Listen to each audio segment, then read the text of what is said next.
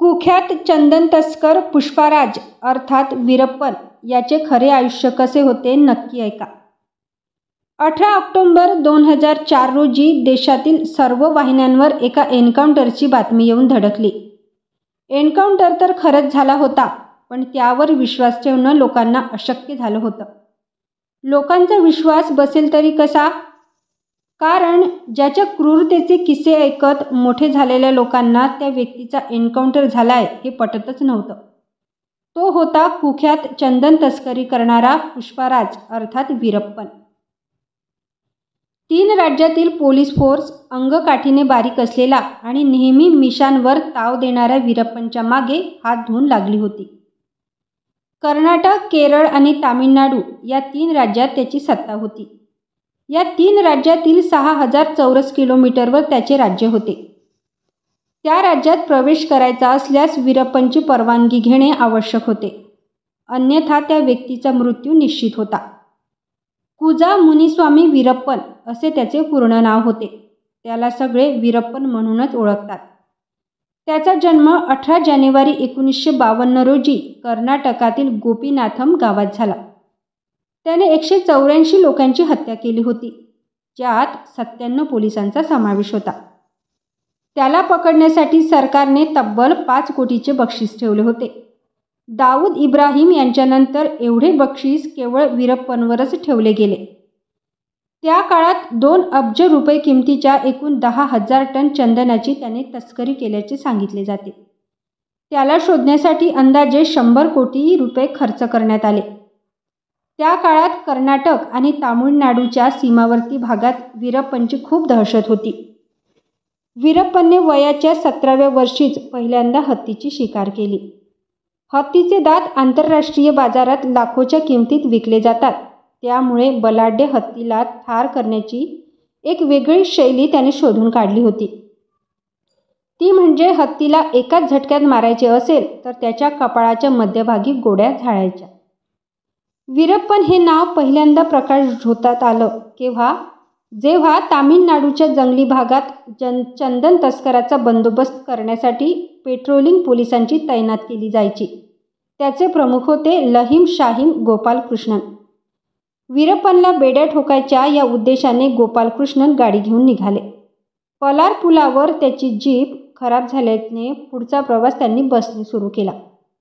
त्यांच्यासोबत 4 पोलीस कर्मचारी व 2 वनगार्ड होते.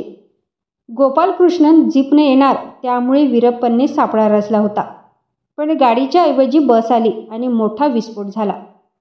3000 सेल्सिअस इतकी उष्णता या स्फोटनं निर्माण केली. त्यामुळे बस हवेत फेकली गेली. या घटनेनं पहिल्यांदाच वीरप्पन प्रकाशझोतात आला आणि त्याच्या बातम्या जगभरात पसरल्या.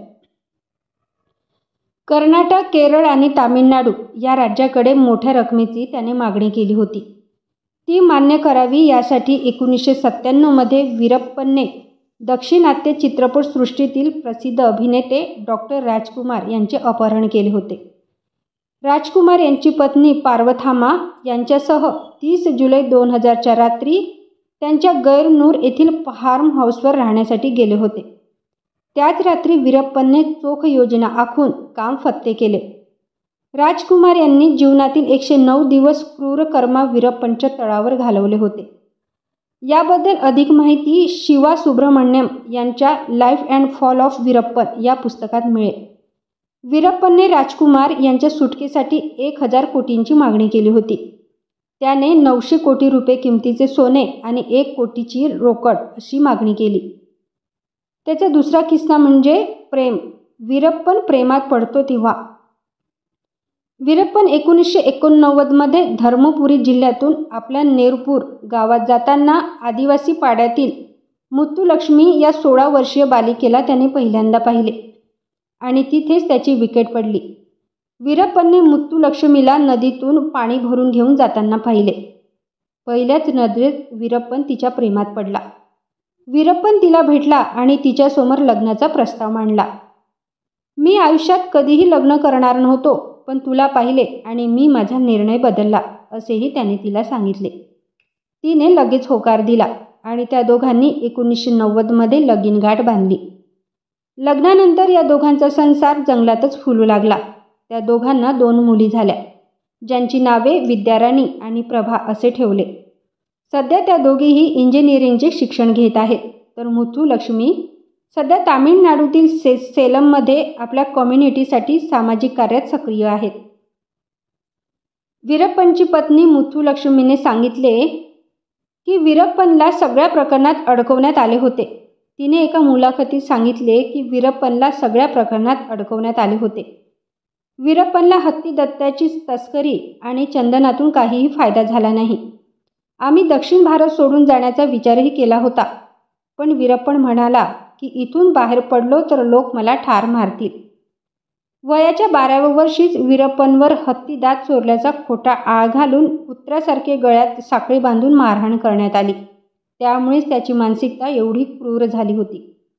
90च्या दशकात वीरप्पनची गँग 100हून अधिक लोकांनी बळकट झाली होती. तामिळनाडू पोलीस वीरप्पनसाठी डोळ्यात तेल घालून पहारा देत होते. याच दरम्यान 1993मध्ये वीरप्पनच्या पत्नीने मुलीला जन्म दिला. जंगल सुनसान असल्याने रात्रीच्या वेळी नवजात बाळाच्या रडण्याचा आवाज 2 ते 3 किलोमीटरपर्यंत ऐकायला येत होता. बाहेर पोलीस आणि बाळाच्या रडण्याने कोड्यात पडलेला वीरप्पनला शरण जाण्याऐवजी नवजात बाळाचा आवाज कायमचा बंद करणे अधिक धाडसी वाटले.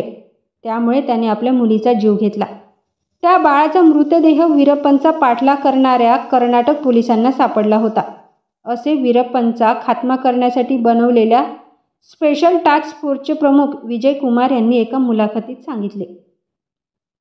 वीरप्पनचा काळ आणि विजय कुमार. वीरप्पनच्या कुरघोड्यांनी वैतागलेल्या तामिळनाडू सरकारने त्याचा खात्मा करण्याचा निर्धार केला. तत्कालीन दिवंगत मुख्यमंत्री जयललिता यांनी स्पेशल टास्क फोर्सची स्थापना केली. त्यात पोलीस अधिकारी विजय कुमार यांची प्रमुख म्हणून नियुक्ती करण्यात आली. यात 752 पोलीस कर्मचारी सहभागी झाले होते. वीरप्पनला जंगलाबाहेर काढण्यासाठी STFने एक युक्ती शोधून काढली. 2004मध्ये डोळ्यांच्या उपचारासाठी जंगलाबाहेर येण्यासाठी एक ॲम्ब्युलन्स पाठवण्यात आली. या ॲम्ब्युलन्समध्ये पोलीस वेषांतर करून सहभागी झाले होते. वीरप्पनला घेऊन ॲम्ब्युलन्स निघाली, पण आपली ओळख लपवण्यासाठी वीरप्पनने झुपकेदार मिशाही कापल्या होत्या. वीरप्पन ॲम्ब्युलन्समध्ये बसला आणि त्याचा शेवटचा प्रवास इथूनच सुरू झाला. त्याला इच्छित स्थळी आणल्यावर STFने 2 जवान खाली उतरवले. संपूर्ण टीम त्यावेळी त्याच्या स्वागताला बंदूक घेऊन उभ्या होत्या. स्वतःला पोलिसांच्या स्वाधीन करण्यास वीरप्पनला सांगण्यात आलं होतं. पण बंद ॲम्ब्युलन्सच्या काचेतून वीरप्पनच्या साथीदारांनी पहिल्यांदाच फायरिंग केलं. त्यानंतर STFने चारी बाजूने ॲम्ब्युलन्सवर फायरिंग केली. तब्बल 20 मिनिट चाललेल्या या चकमकीत 338 राऊंड गोळ्या झाडल्या गेल्या. ॲम्ब्युलन्समधून फायरिंग बंद झालं. ॲम्ब्युलन्सचं दार उघडलं गेलं तर बिगर मिशांचा 52 वर्षाचे वीरप्पन नावाचे वादळ निश्चित पडले होते. धन्यवाद.